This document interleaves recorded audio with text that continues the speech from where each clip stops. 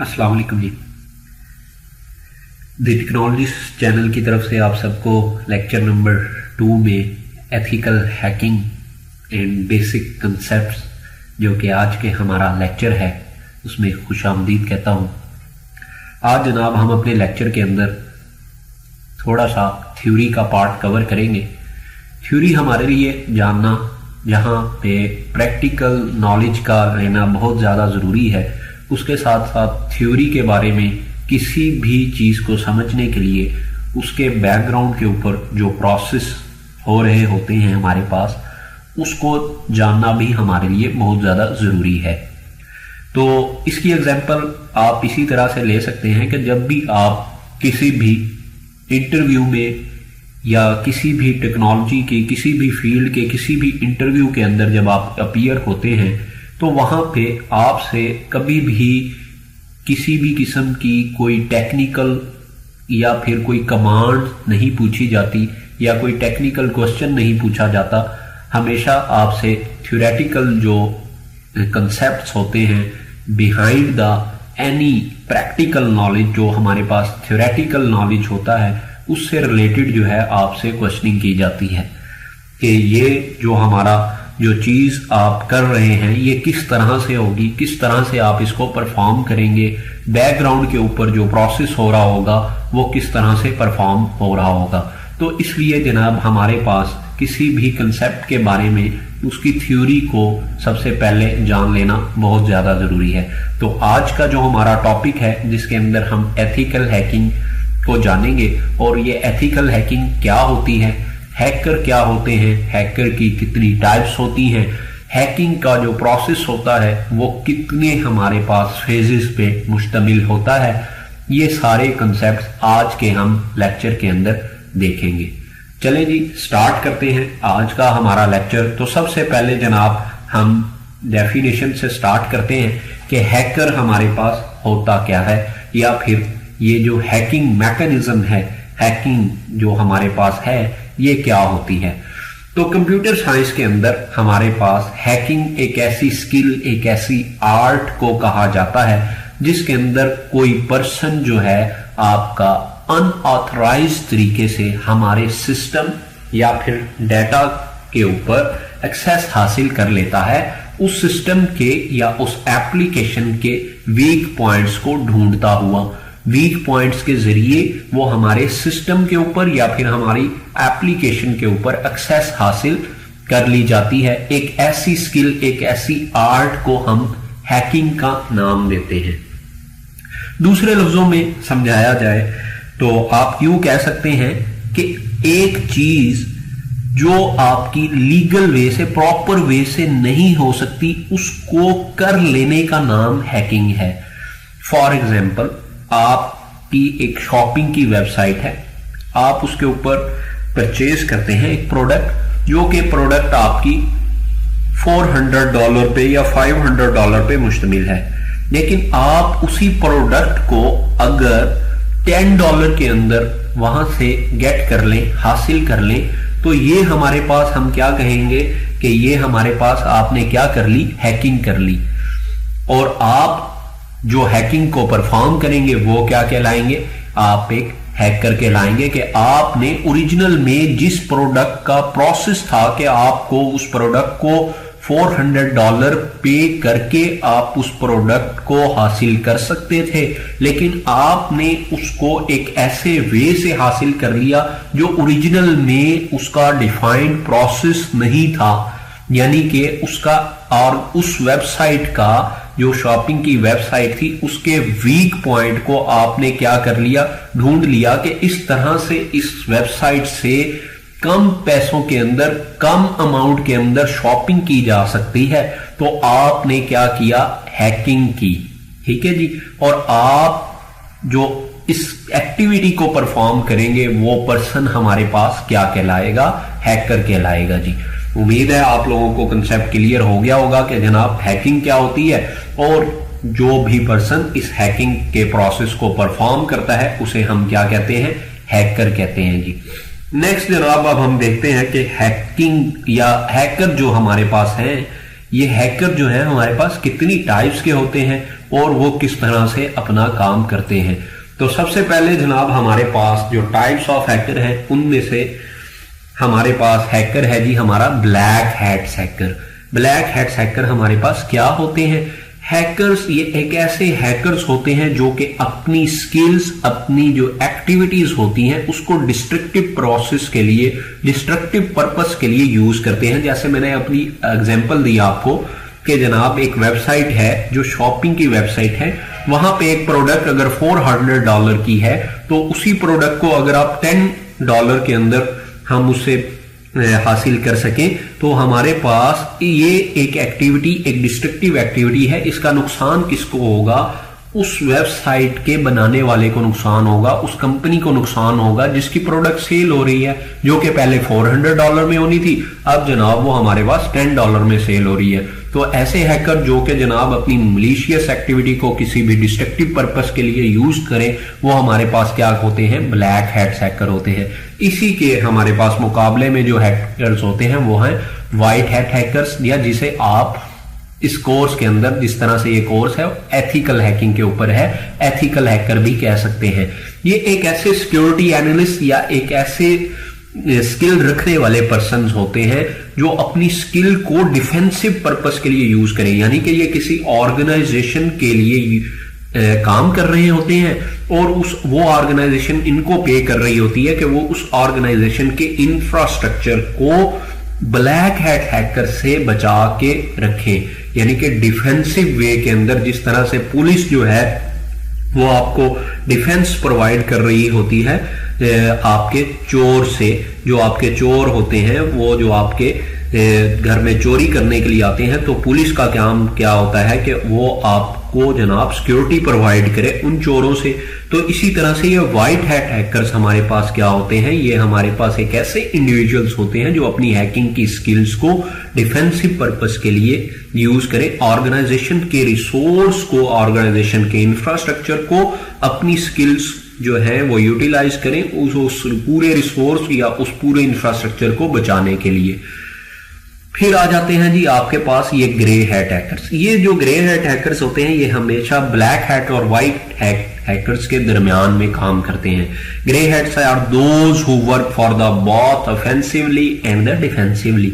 बाज औकात ही हमारे पास ऑफेंसिवली यानी कि किसी भी डिस्ट्रक्टिव एक्टिविटीज के अंदर इन्वॉल्व होते हुए आपको पाए जाएंगे, और बाज औकात आपको डिफेंसिवली यानी कि डिफेंसिव मोड के अंदर पाए जाएंगे।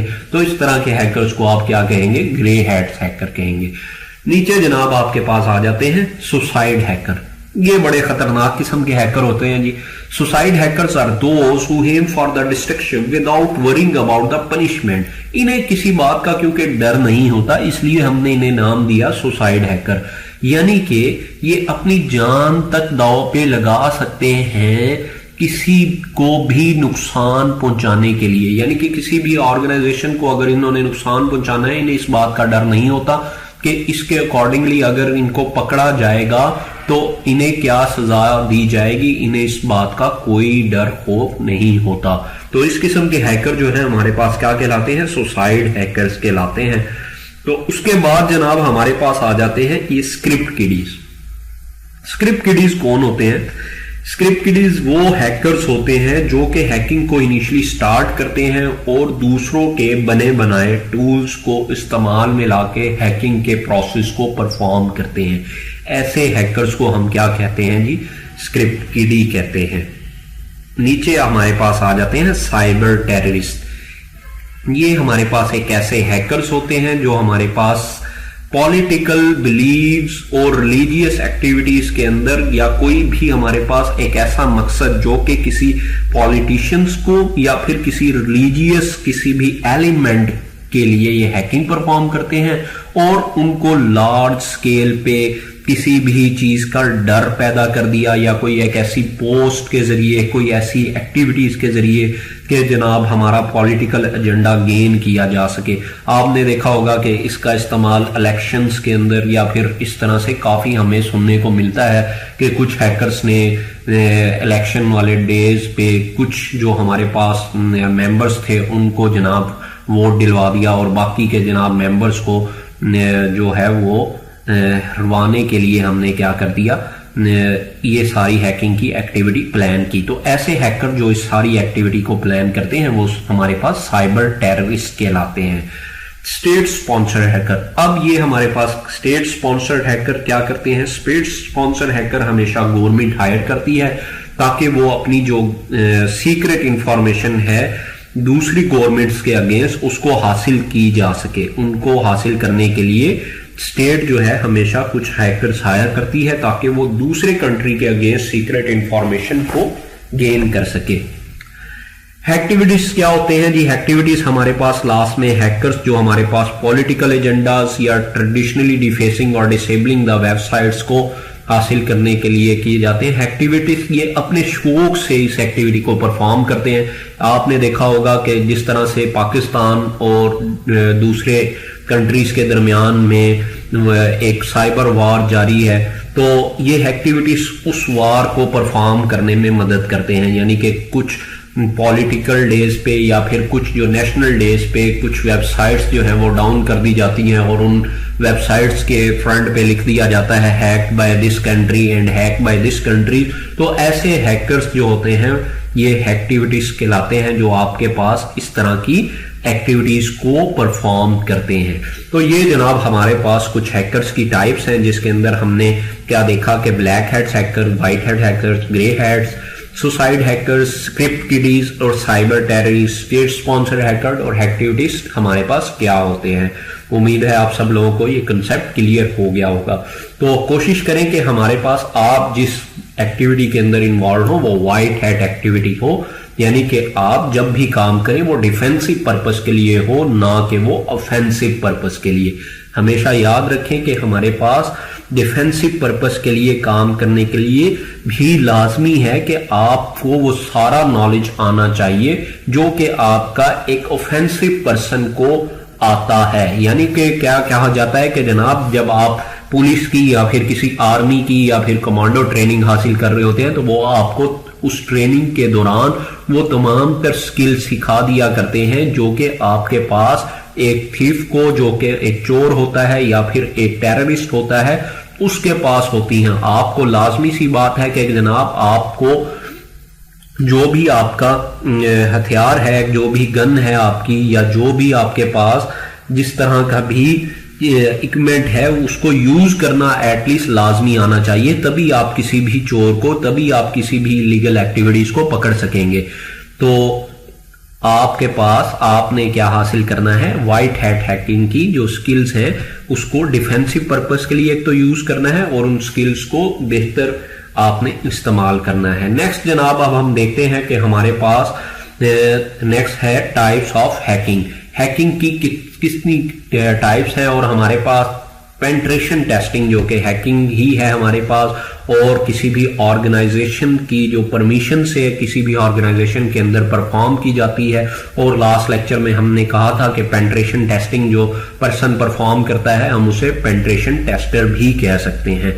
तो उसमें हमारे पास फर्स्ट टाइप जो है वो है ब्लैक बॉक्स हैकिंग या फिर पेंट्रेशन टेस्टिंग। इस ब्लैक बॉक्स हैकिंग के अंदर हमारे पास क्या होता है कि हमेशा हमें टारगेट जिसके हम हैक करने जा रहे होते हैं, टारगेट हम यहां पे किसे बोलेंगे? जिसको हम हैक करने जा रहे होते हैं। तो हैकर या फिर पेंट्रेशन टेस्टर के पास मिनिमम इंफॉर्मेशन होती है, बिल्कुल थोड़ी सी, बिल्कुल कम इंफॉर्मेशन होती है जी जो हमारा टारगेट होता है उसके बारे में। उस इंफॉर्मेशन में क्या होता है? उस इंफॉर्मेशन में जस्ट आपको बता दिया जाता है कि ये ऑर्गेनाइजेशन है और इस ऑर्गेनाइजेशन की जो डोमेन नेम है, जो इसका यूआरएल है, जो इसकी वेबसाइट का नेम है वो ये है। इसके अलावा आपको कोई इंफॉर्मेशन किसी किस्म की नहीं दी जाती। ये हम ब्लैक बॉक्स हैकिंग इस वजह से करते हैं ताकि आपको ट्रू पिक्चर जो है ऑर्गेनाइजेशन के सिक्योरिटी इंफ्रास्ट्रक्चर की हासिल हो सके। और ये हमेशा एक्सटर्नली हम बैठ के कर रहे होते हैं, यानी कि एक्सटर्नल नेटवर्क से कर रहे होते हैं, हम इंटरनल नेटवर्क के अंदर मौजूद नहीं होते। तो ये एक्सटर्नल नेटवर्क और इंटरनल नेटवर्क क्या होता है हम इंशाल्लाह अपने कमिंग लेक्चर्स के अंदर इसको डिटेल के साथ भी देख लेंगे। तो हमारे पास ऑर्गेनाइजेशन के अंदर ब्लैक बॉक्स हैकिंग हमेशा ट्रू पिक्चर आपको रिप्रेजेंट करती है, क्योंकि हम इसके अंदर बिल्कुल मिनिमम इंफॉर्मेशन के साथ टारगेट के ऊपर हिट कर रहे होते हैं, इसलिए मिनिमम इंफॉर्मेशन के साथ हमें एक ट्रू पिक्चर हासिल होती है कि ऑर्गेनाइजेशन के अंदर सिक्योरिटी इंफ्रास्ट्रक्चर किस तरह से यूज हुआ है। आगे आ जाती है जी आपकी white box hacking.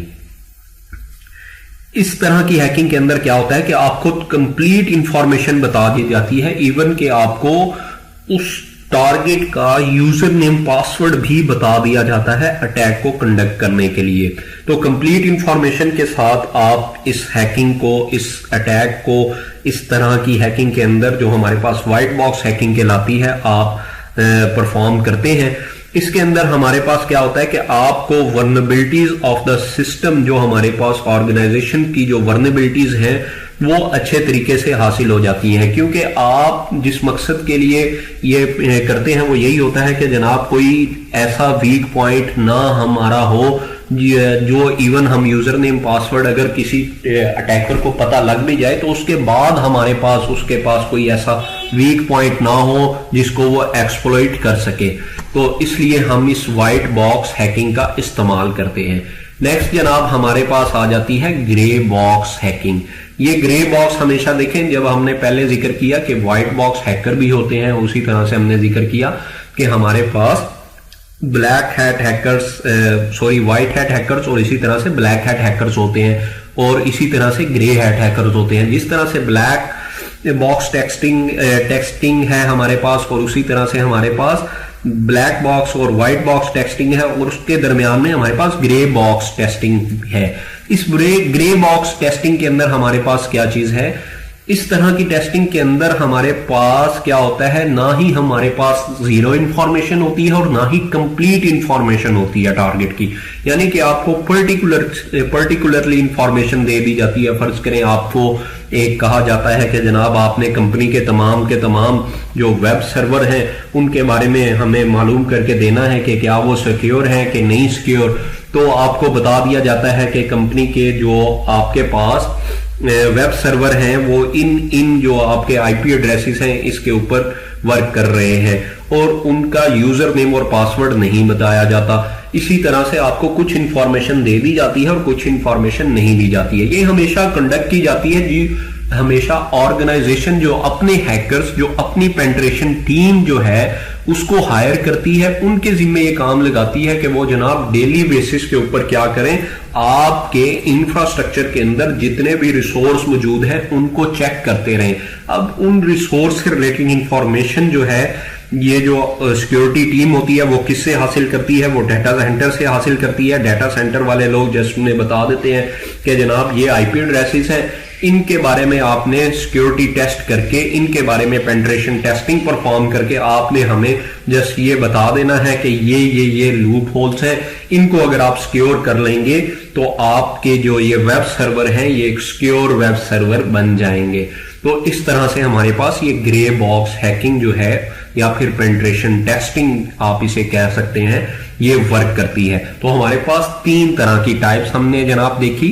First one is हमारे पास black box testing, second one हमारे पास क्या है जनाब, व्हाइट बॉक्स टेस्टिंग, और फिर हमने ग्रे बॉक्स टेस्टिंग का यूज देखा। नेक्स्ट हमारे पास जनाब हम देख लेते हैं मोस्ट इंपॉर्टेंट चीज जिसके बारे में आपका कंसेप्ट बहुत इंपॉर्टेंट है और क्लियर होना चाहिए, क्योंकि आगे जाके हमने इसी को यूज करना है। 1 बाय 1 इन चीजों को डिस्कस भी करेंगे इंशाल्लाह हम अपने लेक्चर्स के अंदर। तो ये कंसेप्ट जनाब आपके बिल्कुल क्लियर होने चाहिए यहाँ पे आपके, कि हमारे पास हैकिंग जो हमारे पास एक मैकेनिज्म है, हमने अभी देखा कि एक एक्टिविटीज है जो कि हमारे पास लूप होल को एक्सप्लॉइट करते हुए, लूप होल को तलाश करते हुए हम सिस्टम के ऊपर अनऑथराइज एक्सेस हासिल करने को कह रहे हैं कि हैकिंग हमारे पास है। तो उस हैकिंग जो हम जिसको अभी पढ़ने जा रहे हैं, तो उसको जब हम परफॉर्म करेंगे तो वो कितने फेजेस के अंदर होगी, कितने स्टेप हमें करने पड़ेंगे। हमेशा याद रखें, कोई आपको कहे कि जनाब ये एक यूआरएल है इसको हैक करना है, या ये एक चीज है कि एक कंपनी आपको हायर करती है, वो कहती है कि जनाब ये आईपी एड्रेस है, आप मुझे ये बताएं कि ये जनाब सिक्योर है कि नहीं, तो आपने उसको प्रॉपर पहले रीड आउट करना है, उसके ऊपर प्रॉपर इन 5 फेजेस के अंदर काम करना है। ये नहीं कि आपने डायरेक्टली उसके ऊपर अटैक करके जनाब चेक करना शुरू कर देना है कि जनाब मैं चेक करता हूं कि क्या ये सिक्योर है कि नहीं। ऐसा हो नहीं सकता और ऐसा आप कर भी नहीं सकेंगे। तो उसके लिए नंबर 1 आपको स्टेप बाय स्टेप चीजों की जरूरत होगी, जो स्टेप बाय स्टेप आपको परफॉर्म करने पड़ेंगे, और इसके साथ साथ आप अपनी डॉक्यूमेंटेशन जो है उसको भी परफॉर्म करेंगे। ये नहीं है कि आपने ये सारी चीजें जो है वो परफॉर्म करते जाना है और डॉक्यूमेंटेशन की तरफ फोकस नहीं करना। तो एक अच्छा पेनिट्रेशन टेस्टर जो होता है वो हमेशा डॉक्यूमेंटेशन को भी साथ साथ परफॉर्म करता है, और एट द एंड कंपनी को जो कि हम अपने लास्ट कुछ लेक्चर्स के अंदर, लास्ट मॉड्यूल के अंदर देखेंगे कि हमने रिपोर्ट राइटिंग कंपनी के लिए किस तरह से परफॉर्म करनी है। तो उस रिपोर्ट राइटिंग के अंदर वो सारी चीजें कंपनी को बिल्कुल क्लियरली बता देता है कि ये इंफ्रास्ट्रक्चर, ये रिसोर्स और इसके अगेंस्ट ये वर्नेबिलिटी को इस तरह से आप एक्सेस किया मैंने, और इसको अगर आप इस तरह से सिक्योर कर लें तो कंपनी जो है वो किसी भी नुकसान से पहले प्रोएक्टिव अप्रोच को अगर यूज कर लिया जाए, यानी कि जो भी थ्रेट है, जो भी हमारे पास अटैक है, उससे आने से पहले मिटिगेट कर लिया जाए, तो हमारे पास कंपनी जो है वो प्रॉफिट के अंदर जा सकती है, कंपनी को किसी किस्म का लॉस नहीं होगा। तो स्टेप बाय स्टेप जनाब हम देख लेते हैं कि हैकिंग के कितने फेज हैं। पहला फेज जी हमारे पास है रिकॉनिसेंस।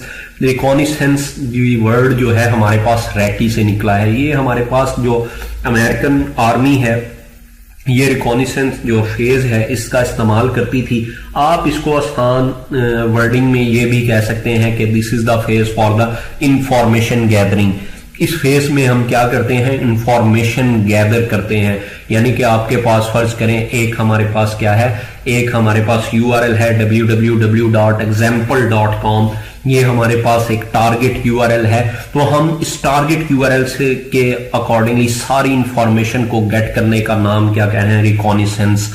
इससे रिलेटेड हम देखेंगे कि जनाब ये जो हमारा URL है इसके अगेंस्ट हमारे पास IP एड्रेस क्या है, उस IP एड्रेस के अगेंस्ट पोर्ट्स जो हमारे पास यूज हुई हैं वो पोर्ट हमारे पास कौन कौन सी हैं, हमारे पास जो DNS सर्वर्स हैं वो DNS सर्वर हमारे पास कौन कौन से हैं, हमारे पास जिस भी ये वेब सर्वर जिस भी ऑपरेटिंग सिस्टम के ऊपर होस्ट हुआ है वो ऑपरेटिंग सिस्टम कौन सा है, आइदर वो ऑपरेटिंग सिस्टम आपका लिनक्स बेस्ड है, आइदर वो ऑपरेटिंग सिस्टम आपका विंडोज बेस्ड है। इस तरह से जितनी भी कंप्लीट इंफॉर्मेशन आपको उस टारगेट से रिलेटेड मिलती है, आपने उस इंफॉर्मेशन को 1 बाय 1 आपने डॉक्यूमेंट करते जाना है।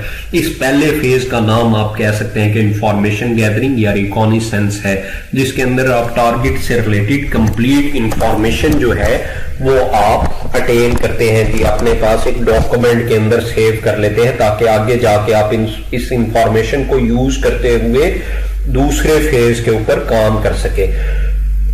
दूसरा फेज हमारे पास जनाब स्कैनिंग का है। आप इसे स्कैनिंग या फिर इन्यूमरेशन बोल सकते हैं। जो इंफॉर्मेशन आपने पहले फेज के अंदर अटेन की होती है, गेट की होती है, आप उस इंफॉर्मेशन को यहां पे यूज करते हुए नेक्स्ट प्रोसीड करते हैं। यानी कि आपने अगर वो IP एड्रेस आपको पता लग गया कि जनाब ये कंपनी का जो नेटवर्क एड्रेस है वो ये है, अब आपने देखना होगा इस स्कैनिंग के फेज के अंदर कि उस नेटवर्क के पूरे एड्रेस के अंदर कितने नंबर ऑफ IPs ऐसे हैं जो कि लाइव है इस वक्त, जिनके ऊपर आप अटैक कंडक्ट कर सकते हैं, कितने नंबर ऑफ जो पोर्ट्स हैं वो इस वक्त ओपन है, और कितनी नंबर ऑफ पोर्ट किसी भी स्पेसिफिक IP एड्रेस के अगेंस्ट जो है वो हमारे पास क्लोज्ड है, ताकि ओपन पोर्ट्स के जरिए ही आप किसी सिस्टम के अंदर एंटर हो सकेंगे। कितनी नंबर ऑफ जो हमारे पास पोर्ट वो सिक्योर है और कितनी नंबर ऑफ पोर्ट्स वो सिक्योर नहीं है। वहां पे अगर कोई वर्नेबिलिटी है तो वो वर्नेबिलिटीज क्या क्या है। वर्नेबिलिटीज हम किसे कहते हैं, वर्नेबिलिटीज हम कहते हैं जी लूप होल को, किसी भी वीक पॉइंट को। तो वीक पॉइंट अगर आपके ऑपरेटिंग सिस्टम के अंदर मौजूद है, ऑपरेटिंग सिस्टम कौन सा इस्तेमाल हुआ है, उस आईपी के अगेंस्ट वहां पे आया विंडोज ऑपरेटिंग सिस्टम इंस्टॉल है, लिनक्स ऑपरेटिंग सिस्टम इंस्टॉल है, यानी कि आप फुटप्रिंट, ऑपरेटिंग सिस्टम के फुटप्रिंट हासिल कर लेते हैं। फुटप्रिंटिंग क्या होती है कि आप उस ऑपरेटिंग सिस्टम के अंदर चलने वाली यूजर्स के बारे में इंफॉर्मेशन, वहां पे चलने वाली सर्विसेज के बारे में इंफॉर्मेशन, ये सारी की सारी इंफॉर्मेशन को गैदर करने का नाम हमारे पास स्कैनिंग या फिर इन्यूमरेशन फेज है। अब जनाब जब आपके पास ये सारी कंप्लीट इंफॉर्मेशन हो जाती है, देखें ये दोनों फेज जो है, फेज नंबर 1 जिसके अंदर रिकॉनिसेंस, जिसे हमने इंफॉर्मेशन गैदरिंग का फेज कहा, और दूसरा स्कैनिंग, स्कैनिंग जिसे हम कह रहे हैं, जिसे हमने कहा इन्यूमरेशन। स्कैनिंग और इन्यूमरेशन हमारे पास एक ही चीज है, रिकॉनिसेंस और इंफॉर्मेशन गैदरिंग हमारे पास एक ही चीज है। इन दोनों फेजेस के अंदर हमने इंफॉर्मेशन को गैदर किया और कहा यह जाता है कि जनाब अगर हमारे पास आपको 1 हफ्ते का टाइम दिया जाए, किसी दानिश्वर ने कहा था कि अगर आपको 1 हफ्ते का टाइम दिया जाए कि आपने इस दरख्त को काटना है, तो आप उस 1 हफ्ते के अंदर, क्योंकि 7 डेज होते हैं, वो कहता है कि मैं जनाब उसमें से जो 6 डेज हैं या फिर मैक्सिमम जो आवर्स हैं वो सिर्फ इस काम पे लगूंगा कि मैं जनाब अपना जो हथियार है, जो अपना टूल है, वो क्या करूंगा, तेज करूंगा। तो इन दोनों फेजेस के अंदर आप मैक्सिमम से मैक्सिमम इंफॉर्मेशन जो है वो गेन करके अपना जो टारगेट के बारे में इंफॉर्मेशन है उसको गैदर करके उसके नजदीक तरीन, उसके नियरेस्ट वीक पॉइंट पे आते जा रहे हैं। जब अब आपको स्कैनिंग के फेज में पता लग जाएगा कि जनाब उसका आईपी एड्रेस के अगेंस्ट सर्विसेज ये यूज हुई हैं, ऑपरेटिंग सिस्टम ये यूज हुआ है, तो आप और वर्नेबिलिटीज आपकी ये है, इतनी पोर्ट्स क्लोज हैं, इतनी पोर्ट्स ओपन है, तो अब आपको इजीली आपके सामने होगा कि आपने इस वीक पॉइंट को एक्सप्लॉइट करना है। एक्सप्लॉइट करने का मतलब यह है कि उसके जरिए आपने हैक करना है, उसके जरिए आपने अटैक करना है। तो तीसरे फेज के अंदर जिसका नाम हमने क्या दिया, उसका नाम ही हमने क्या दे दिया, गेनिंग एक्सेस, कि अब जो वर्नेबिलिटीज आपने दूसरे फेज के अंदर तलाश की थी, गेनिंग एक्सेस के अंदर आपने उस वर्नेबिलिटी को क्या कर देना है, एक्सप्लॉइट कर देना है। यानी कि आपने कोई स्क्रिप्ट लिखना है, आपने किसी कोड के जरिए या फिर किसी टूल को इस्तेमाल करते हुए, मैं ये नहीं कहूंगा इस कोर्स के अंदर के जनाब हम किसी टूल का इस्तेमाल नहीं करेंगे, हम जनाब अपने स्क्रिप्ट बनाएंगे, ऐसा बिल्कुल भी नहीं है जनाब। हम अब जो ऑलरेडी बने बनाए टूल मार्केट के अंदर अवेलेबल है, मैंने इस कोर्स का जो नाम है वो ही आपको क्या बताया था कि जनाब हम एक हॉलीवुड स्टाइल के अंदर हैकिंग को देखेंगे कि वो किस तरह से मूवीज के अंदर वो चीजें परफॉर्म कर रहे होते हैं। तो वो जो बने बनाए टूल्स मार्केट के अंदर अवेलेबल हैं ऑलरेडी, वो एक नंबर ऑफ टूल्स हैं। वो अगर हम एक एक टूल के ऊपर एक एक वीडियो भी मैं बना के अपलोड करने लग जाऊं तो आई थिंक सो कि मेरी लाइफ का बिल्कुल जो जितना टाइम बचा है वो सारे का सारा जो है वो उस पर यूटिलाइज हो जाएगा। लेकिन टूल जो है वो फिर भी हमारे पास कंप्लीट लिस्ट, मैं उसके ऊपर वीडियोस नहीं बना सकता। तो हमारे पास नंबर ऑफ टूल्स अवेलेबल हैं जो कि सिक्योरिटी की फील्ड के अंदर मौजूद हैं। तो हम उनमें से जो बेस्ट टूल्स होंगे इन्हीं फेजेस के अकॉर्डिंगली उसको मैं आपको इस्तेमाल करना बताऊंगा जी। गेनिंग एक्सेस के अंदर हम क्या कह रहे हैं, गेनिंग एक्सेस में दोबारा से आपको क्लियर किए देता हूं कि गेनिंग एक्सेस के अंदर आप क्या करते हैं, अपने जो कोड है या फिर आप जो स्क्रिप्ट लिखते हैं उसके जरिए जो वर्नेबिलिटीज आपने तलाश की होती हैं, जो आपने सर्विसेज तलाश की होती हैं और जो लूप होल्स, जो वीक पॉइंट आपने स्कैनिंग के फेज के अंदर तलाश किए होते हैं, उनको आप इस गेनिंग एक्सेस के फेज के अंदर क्या करते हैं, एक्सप्लॉइट करते हैं, यानी कि हिट करते हैं, अटैक करते हैं बाय यूजिंग द टूल और सम स्क्रिप्ट्स या फिर कोड के जरिए। वो कोड की पाइथन लैंग्वेज के अंदर हो सकता है, वो कोड आपका जावास्क्रिप्ट के अंदर हो सकता है, वो कोड आपका सी शार्प में हो सकता है, वो कोड आपका C++ हो सकता है। तो वो डिफरेंट लैंग्वेजेस के अंदर आप उस कोड को राइट अप कर सकते हैं जी। फोर्थ फेज के अंदर हमारे पास फोर्थ फेज है जी मेंटेनिंग एक्सेस। अब आपने एक्सप्लॉइट कर लिया, आप टारगेट को आपने अटैक कर लिया, अब आपने क्या करना है, अब आपने जनाब हमेशा से हो सकता है कि वो जब आप टारगेट को एक्सप्लॉइट कर लें उसके कुछ दिन बाद जिस वीक पॉइंट को आप वीक पॉइंट के जरिए उस जिस डोर के जरिए जो कि आपने तलाश किया था स्कैनिंग के फेज के अंदर दाखिल हुए थे, कुछ दिन के बाद उस ऑपरेटिंग सिस्टम जो ऑर्गेनाइजेशन थी, माइक्रोसॉफ्ट की ऑर्गेनाइजेशन थी या फिर लिनक्स बेस्ड ऑर्गेनाइजेशन थी, उसका सिक्योरिटी पैच आ गया, अपडेट होगी, वो जो लूप होल था वो मजीद वहां पे ना रहा।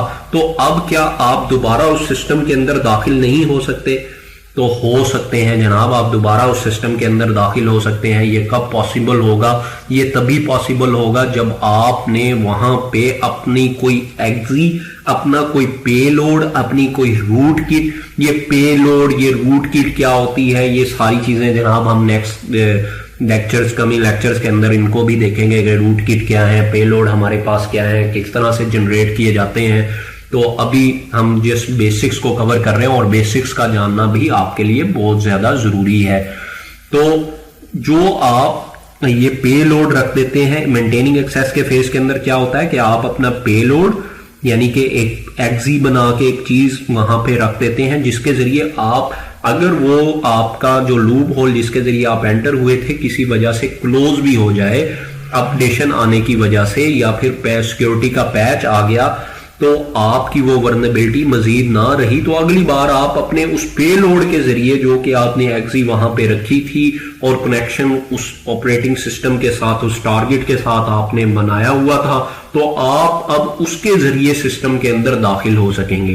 तो इस फेज का नाम क्या है? Maintaining access. कि आपको वन टाइम एक्सेस नहीं चाहिए थी, बल्कि हमेशा के लिए आपको वहां पे एक्सेस चाहिए थी। तो आप हमेशा के लिए एक्सेस हासिल करने के लिए वहां पे क्या करेंगे जनाब? आप अपना पेलोड या फिर कोई रूट किट जो है वो आप वहां पे सिस्टम के अंदर रख देंगे जी।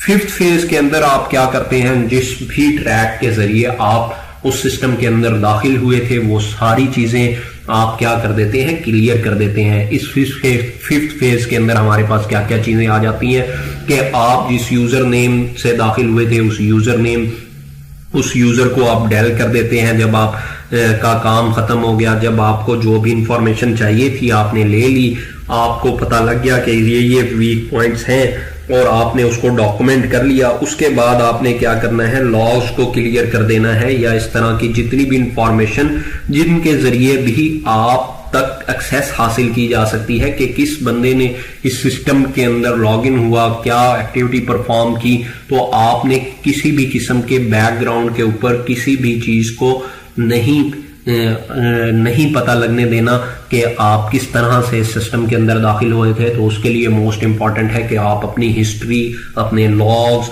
जो भी आपका एक्टिविटी ट्रैक हैं, जो भी आपका इवेंट्स ट्रैकिंग चीजें हैं, उन सब चीजों को आप क्या कर दें? क्लियर कर दें। तो ये जनाब हैकिंग के 5 फेजेस हैं। कंप्लीट जो हमारे पास हर किस्म की जो हैकिंग है, चाहे आपने किसी भी मोबाइल को अटैक करना हो, उसको एक्सप्लॉइट करना हो, या किसी किस्म की भी वेबसाइट को एक्सप्लॉइट करना हो, या किसी किस्म के किसी नेटवर्क को एक्सप्लॉइट करना हो, या किसी वायरलेस के किसी एक्सेस पॉइंट को एक्सेस करना हो, तो हमेशा जो हैकिंग है आप लोगों ने इन्हीं 5 फेजेस में करनी है। जब तक आप इन 5 फेजेस को फॉलो नहीं करेंगे तो आप अपने जो भी आपका गोल है उस एक्टिविटी को परफॉर्म करने का, उस टारगेट को परफॉर्म करने का, एट द एंड रिजल्ट जो आप चाहते हैं वो आप हासिल उस तरह से नहीं कर सकेंगे।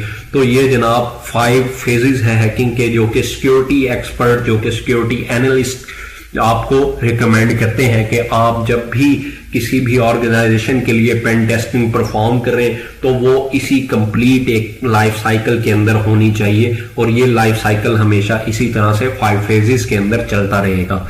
अब जनाब हम लास्ट पे देख लेते हैं कि इंफॉर्मेशन सिक्योरिटी और साइबर सिक्योरिटी आपको क्लियर होना चाहिए जी। हम जिस चीज के बारे में यहाँ पे डिस्कस कर रहे हैं वो चीजें किस तरह से वर्क कर रही हैं। साइबर सिक्योरिटी क्या है? अक्सर हम इस दोनों टर्म्स को मिक्सअप कर देते हैं, तो मुझे लगा कि आप लोगों को क्लियर अंडरस्टैंडिंग होनी चाहिए कि साइबर सिक्योरिटी क्या है और इंफॉर्मेशन सिक्योरिटी क्या है। साइबर सिक्योरिटी हमेशा जब हम यूज करते हैं साइबर का वर्ड, तो ये हमेशा डिजिटली इलेक्ट्रॉनिक फॉर्म के अंदर जो डाटा, जो इंफॉर्मेशन आपकी मौजूद है उसको सिक्योर करने का नाम हमारे पास क्या है? साइबर सिक्योरिटी है। इसके अंदर हमारे पास क्या हो जाता है? जितने भी एडवांस थ्रेट हैं, जितने भी एडवांस किस्म के अटैक हैं जिसके अंदर आपका फिशिंग अटैक आ जाता है, बेटिंग आ जाता है, डाटा ब्रीच अटैक आ जाता है, ये सारे हमारे पास साइबर सिक्योरिटी के अंदर इन्वॉल्व है। जबकि आपके पास अदर एंड के ऊपर इंफॉर्मेशन सिक्योरिटी, और ये इंफॉर्मेशन सिक्योरिटी क्या है, इसके अंदर हम वो इंफॉर्मेशन भी लेते हैं जो कि फिजिकल फॉर्म के अंदर किसी तरह से मौजूद है, और वो इंफॉर्मेशन भी लेते हैं जो कि डिजिटल फॉर्म के अंदर मौजूद है। जबकि साइबर सिक्योरिटी में इसके अगेंस्ट हमारे पास वही इंफॉर्मेशन होगी जो कि हमारे पास ई फॉर्म के अंदर यानी कि डिजिटल फॉर्म के अंदर, इलेक्ट्रॉनिक फॉर्म के अंदर मौजूद होगी। और इंफॉर्मेशन सिक्योरिटी के अंदर फिजिकल इंफॉर्मेशन, फिजिकल फॉर्म के अंदर जो हमारे पास हमारा इंफ्रास्ट्रक्चर है उसकी इंफॉर्मेशन, उसकी सिक्योरिटी भी आ जाएगी। साइबर सिक्योरिटी हमारे पास हमेशा जो है वो इंफॉर्मेशन सिक्योरिटी के अंडर आती है, यानी कि आप कह सकते हैं कि cyber security is the branch of information security. और हमारे पास फाउंडेशन है ये हमारे पास इंफॉर्मेशन सिक्योरिटी, तमाम किस्म की सिक्योरिटीज की, डाटा सिक्योरिटी की, नेटवर्क सिक्योरिटी की, साइबर सिक्योरिटी की। तो मेन हमारे पास जो टर्म है वो हमारे पास क्या कहलाती है, इंफॉर्मेशन सिक्योरिटी। तो इंफॉर्मेशन सिक्योरिटी के अंदर तमाम किस्म की सिक्योरिटी इंक्लूड हो जाती है, जिसमें डाटा सिक्योरिटी आ गई, जिसमें आपकी साइबर सिक्योरिटी आ गई, जिसमें आपकी फिजिकल फॉर्म के अंदर जो सिक्योरिटी आप इंप्लीमेंट करेंगे वो सारी चीजें आ जाएंगी। इसके अंदर आप जो आपकी ऑर्गेनाइजेशन होती है उसके अंदर आप इंश्योर करते हैं कि आपने तमाम के तमाम जो कंट्रोल्स हैं सिक्योरिटी के वो प्रॉपरली लगाए हैं कि नहीं लगाए, और आप उनको फिजिकली भी और आप उनको डिजिटली भी दोनों तरीकाकार से सिक्योर करते हैं जी। तो उम्मीद है आप लोगों को ये दोनों कंसेप्ट क्लियर हो गए होंगे। आज के बाद आप इन दोनों को मिक्सअप भी नहीं करेंगे कि इंफॉर्मेशन सिक्योरिटी और साइबर सिक्योरिटी क्या है। लेक्चर भी जनाब हमारा काफी लंबा होता जा रहा है, तो नेक्स्ट लेक्चर के अंदर इंशाल्लाह मैं कोशिश करूंगा कि कम आपको इंफॉर्मेशन जो है वो कम टाइम के अंदर कम ज्यादा से ज्यादा इंफॉर्मेशन जो है वो बता दी जाए किसी तरीकाकार से। तो आज का लेक्चर थोड़ा सा बड़ा हो गया, तो इंशाल्लाह नेक्स्ट जो लेक्चर है वो हम कोशिश करेंगे कि कम हो।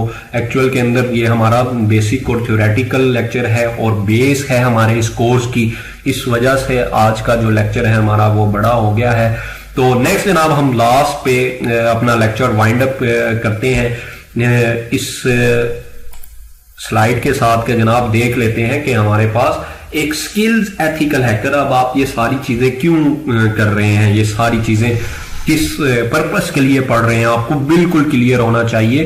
तो गोल आपका क्या है, एथिकल हैकर बनना। तो आपको क्लियर होना चाहिए कि एक स्किल एथिकल हैकर के पास किस किस्म की चीजें होती हैं, किस किस्म की स्किल्स का होना लाजमी है जो हमारे पास एक एथिकल हैकर को एक कामयाब एथिकल हैकर बनाएंगी, ताकि आप कल किसी ऑर्गेनाइजेशन के अंदर जॉब कर सकें एज अ एथिकल हैकर या फिर एज अ पेनिट्रेशन टेस्टर के तौर पे।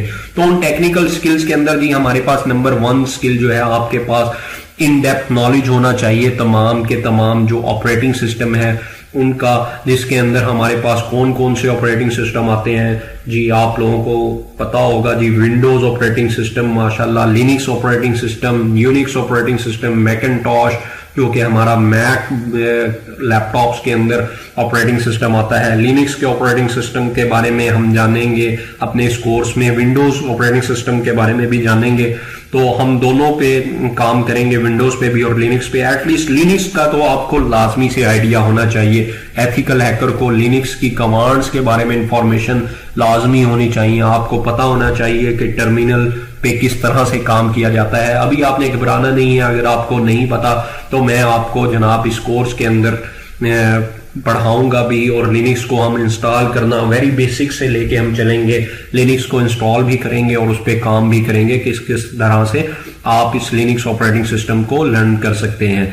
सेकंड नंबर पे जनाब आपको एक स्किल्ड एथिकल हैकर बनने के लिए नेटवर्क की बेसिक इंफॉर्मेशन और उसके कंसेप्ट जो है बड़ी डिटेल के साथ और बड़े जनाब इंपॉर्टेंट जो कंसेप्ट है, मेन जो कंसेप्ट हैं, जो पिलर हैं आपके नेटवर्क्स के, वो बड़े क्लियर होने चाहिए। तो हमारा जनाब जो नेक्स्ट जो लेक्चर है वो हमने, अगर आपने आउटलाइन देखी हो प्रीवियसली, जो हमारा फर्स्ट लेक्चर है उसके अंदर मैंने आउटलाइन को बड़ा क्लियरली डिस्कस किया था, तो उसमें हमने देखा था कि हम रिव्यू भी करेंगे नेटवर्क्स का, जो नेटवर्क की हमारे पास बेसिक इंफॉर्मेशन है हम उसके अंदर देखेंगे कि नेटवर्क हमारे पास किस तरह से काम करता है, नेटवर्क के हार्डवेयर क्या होते हैं, सॉफ्टवेयर क्या होते हैं, किस तरह से हमारा एक नेटवर्क इंफ्रास्ट्रक्चर जो है वो किसी भी ऑर्गेनाइजेशन के अंदर वर्क कर रहा होता है।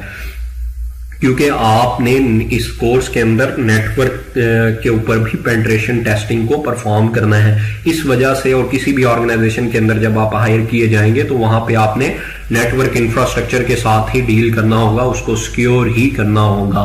तो इस वजह से जरूरी है कि आपके पास नेटवर्क की बेसिक भी क्लियर होनी चाहिए। एथिकल हैकर के पास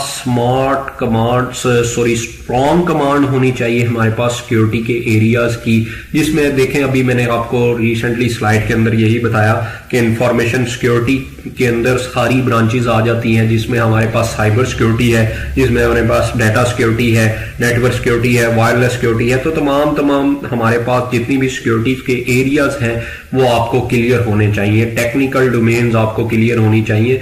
इसके अलावा आपके पास नॉन टेक्निकल स्किल्स के अंदर हमारे पास क्या आ जानी चाहिए कि लीडरशिप हो, वो एथिकल हैकर जो है आपका लीडरशिप स्किल का हामिल हो, उसके पास जनाब हार्ड वर्क करने की स्किल हो, इसके अलावा जनाब वो पैशनेट, सबसे मोस्ट इंपॉर्टेंट चीज जो है वो पैशनेट हो स्किल को हासिल करने के लिए। जब तक आप किसी भी स्किल को हासिल करने के लिए पैशन नहीं दिखाएंगे, आप उसकी तरफ पैशनेट नहीं होंगे, आपके अंदर उसके लिए डू एंड डाई वाला जज्बा नहीं होगा, जब तक आप उस स्किल को उस तरह से हासिल नहीं कर सकते जिस तरह से उस स्किल को हासिल करने का राइट है, उसका हक है। तो इसके साथ ही जनाब मैं आपसे इजाजत चाहूंगा, नेक्स्ट लेक्चर के अंदर जनाब इंशाल्लाह मुलाकात होगी।